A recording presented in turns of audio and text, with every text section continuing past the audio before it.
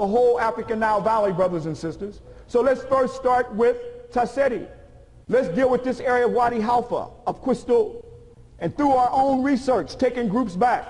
Here I'm taking groups back to the Nubian Museum to witness what? They're not going to show you this on National Geographic.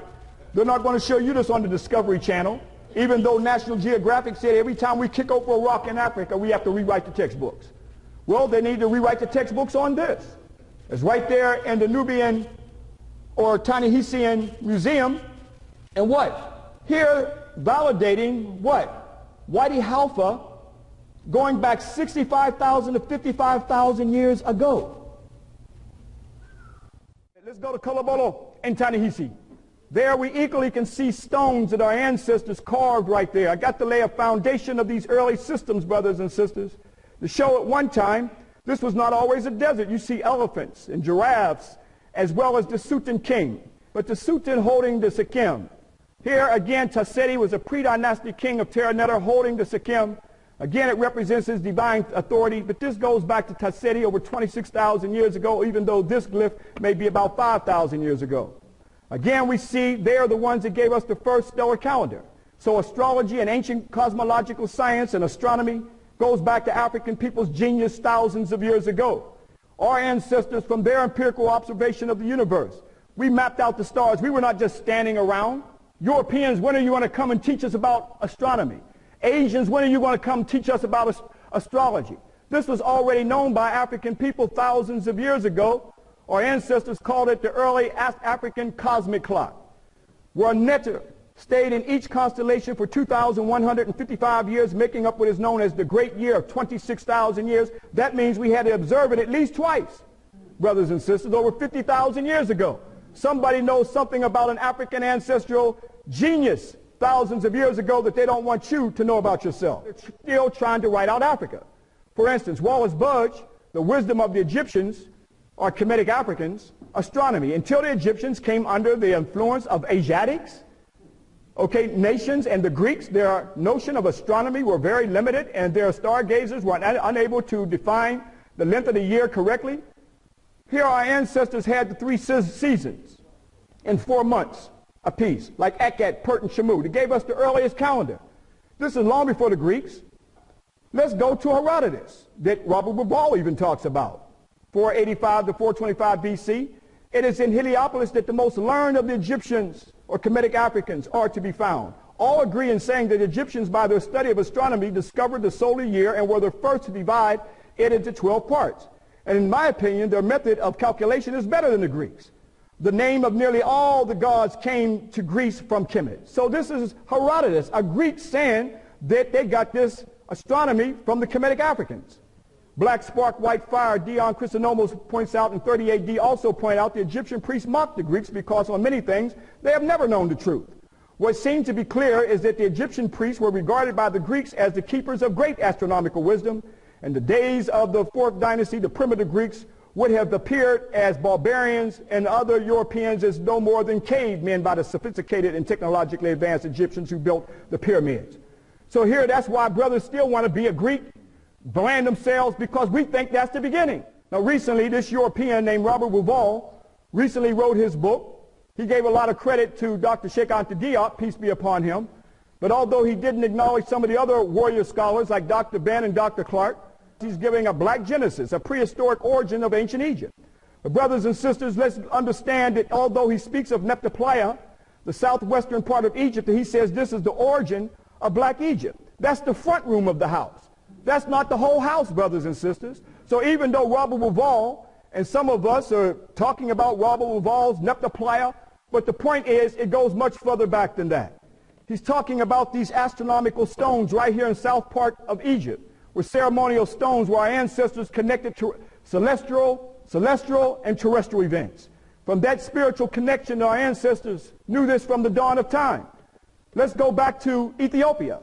We're deep in the house now. We're not in the front room. This is the mother of Egypt. We were just there and here in the area called Tiya. Here you see ceremonial stones, brothers and sisters, Ethiopian heritage site.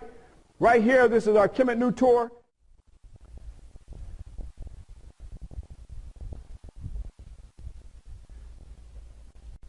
Hotel, brothers and sisters, again, We've come back to the dawn of time, dealt with the historical sites of Ethiopia, of Lalibela and Gondar and Axum, and all the historical sites. Now we're down in the southern part, and we just saw the anthropological digs from the dawn of time.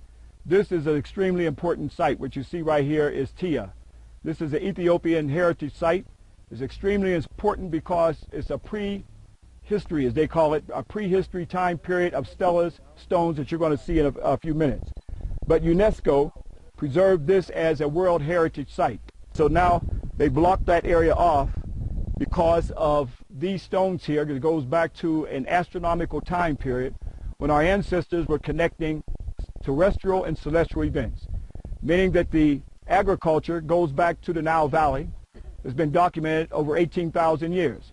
These stellar stones could have been around the ceremonies, documenting where stars were at various periods of time, knowing where to plant the seed, as well as other spiritual ideas. But this is where it all starts from. Now, there's a man by the name of Robert Bauval who just wrote a book called The Black Genesis. How many of you are familiar with that? Okay, Black Genesis, and he dealt with the southwestern part of Egypt of an area called Neptapleia. Now here he's talking about these stellar stones there around ceremonial astronomical events, but that, as I said before, Egypt did not start with Egypt. Where did the culture come from? It came from Inner Africa. But Europeans still tell us these things, or tell us that, okay, now Robert Bauval has come to the point to say, yeah, it did begin in Egypt. There was a Black Genesis here. These early stones started here. But that's not the beginning. That's still not the beginning. We saw from the presentation the culture came from Inner Africa. Now, one of the things that Robert Bauval used was, one of the stones was Het Heru. And here he showed that here was the early beginning of the Natert period, or the goddess, the matrilineal system coming from the spirit of the woman.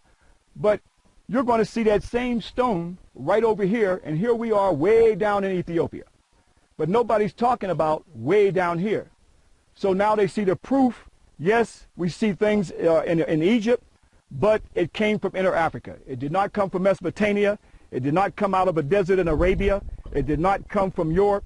It came from Inner Africa. So let's go look at some of these stones from a prehistoric time when our ancestors were laying out calculations, where the science ended up in Kemet, on the tombs, on the monuments, where you see Nut stretched out, associated with the heavens.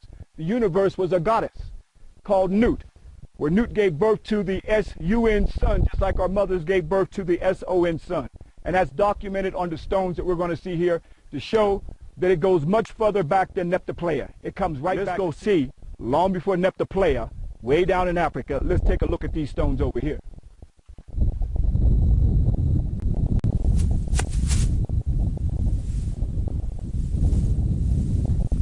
See, many of you are fortunate. Most black folks don't have the consciousness to even come back here and to come this far into Africa.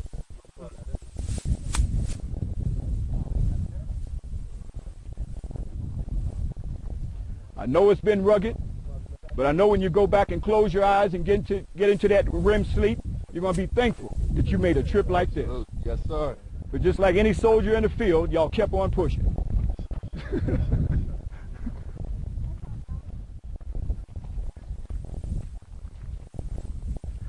So here, brothers and sisters, this is not Neptapleia. This is not Egypt, or Kemet as our ancestors called it. This is deep into Africa. Way down here you see Tiya.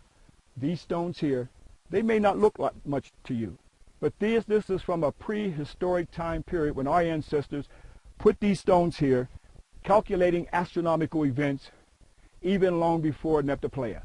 In the early part of the presentation, I showed you the cultural highway and connections of how our ancestors carried the culture down the Nile, down Abai, the Atbar, the Happy Nile, and brought that culture right on into Egypt. You see it on the monuments and temples. Now, the culture is still here in Ethiopia, but it's only on the temples in Kemet. And it's only until we're able to identify the culture and the symbols can we identify it. So again, we're going to prove and show that the temples that you see in Kemet, and you see the whole idea of Nut and Hathor giving birth to the sun, that started way down here, and they carried that spiritual science and culture where it ended up on the monuments and temples in Egypt. Some of these stones have not been able to be interpreted, but this one I can clearly interpret. Okay? Everybody can get around this stone right here. I'm going to stand here. Let's make a circle like this. Now, in Robert Bauval's book, Black Genesis, or Black Beginning, and Genesis means a Greek word that means a beginning.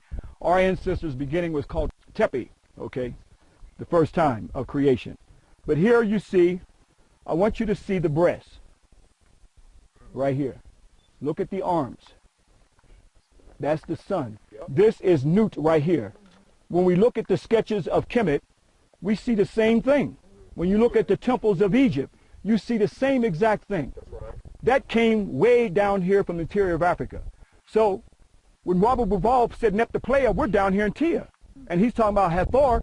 Look at Het Heru, or Nut, right here. This is the earliest goddess matrilineal line, where African people were giving homage to the principle of the goddess.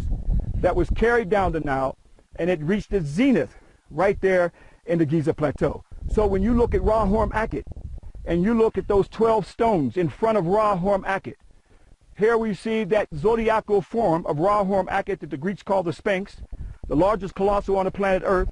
Here that stone building of the sun going through the constellation, that all began here, and it ended up in Kemet and building the Giza Plateau based off of the sun going through the zodiac, and Ra Horm Akhet epitomized the constellation of Leo the lion.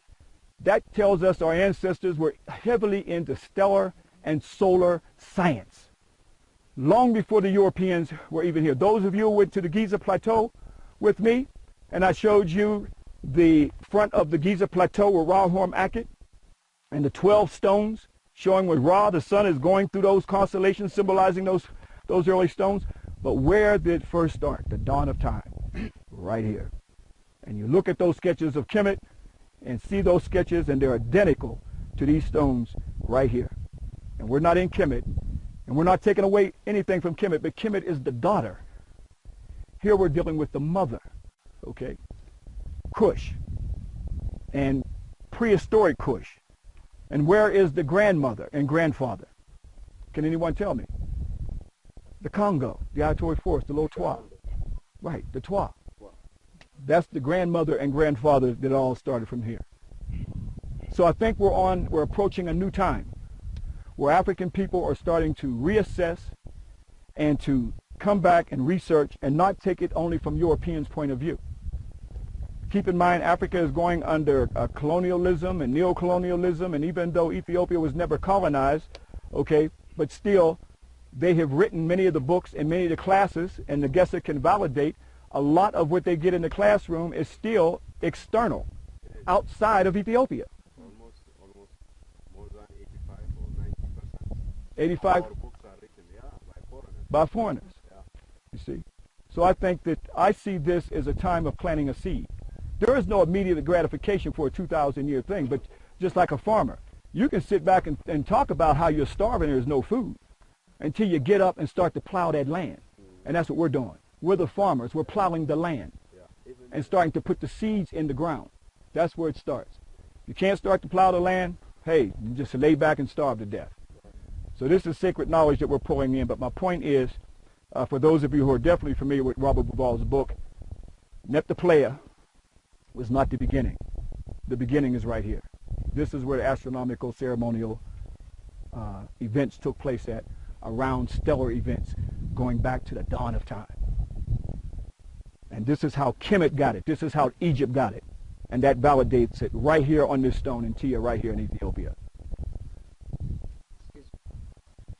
Okay, thank you. Welcome to Tiya. As you know, excuse me, my name is Sanak. I'm the guide of the site. As you know, this site is one of the World Heritage Sites.